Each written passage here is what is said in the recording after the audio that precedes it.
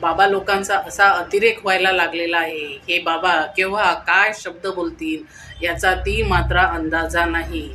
आणि हे शब्द इतके खतरनाक असतात की त्याचा ऐकल्यानंतर निश्चितच मानव जातीला शर्मेनं मान खाली घालावं लागेल.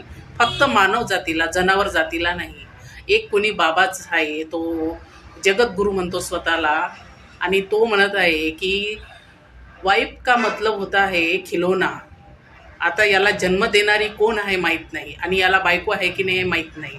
म्हणजे खिलौना, स्त्रीविषयी एवढी घटिया मानसिकता, आणि ही एवढी घटिया मानसिकता येतं कुठून? तर ही घटिया मानसिकता वर्षानुवर्ष चाललेली आहे, आणि ती म्हणजे येतं यांच्या पुराणामधून, म्हटलं ग्रंथांमधून, यांनी लिहून ठेवलेले यांच्या पूर्वजांनी, त्यामधून एवढी घटिया मानसिकता येतं. हे अत्यंत दुःखदायी गोष्ट. आणखी एक बाबा आहे, तो म्हणत आहे किमान 2-2 मुलं तरी जन्माला घाला. म्हणजे ह्याबद्दल बोललं असतं तर कमीत कमी शाळा बंद होत आहे, गव्हर्नमेंट शाळा चालू करा. त्याचबरोबर जर म्हटलं असतं की वाढत्या लोकसंख्येवर नियंत्रण ठेवा, तर लोकांनी कान देऊन तुमच्याकडे लक्ष दिलं असतं.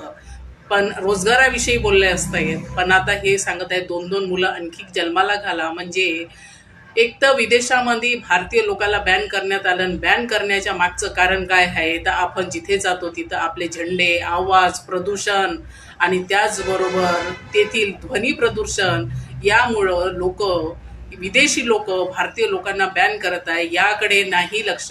तर इथे जे रॅल्या निघतात त्या रॅलीमध्ये किंवा यांच्या प्रवचन ऐकण्यामध्ये जर लोक असतील तर हे खूप चांगलं आहे, असं यांचं मत.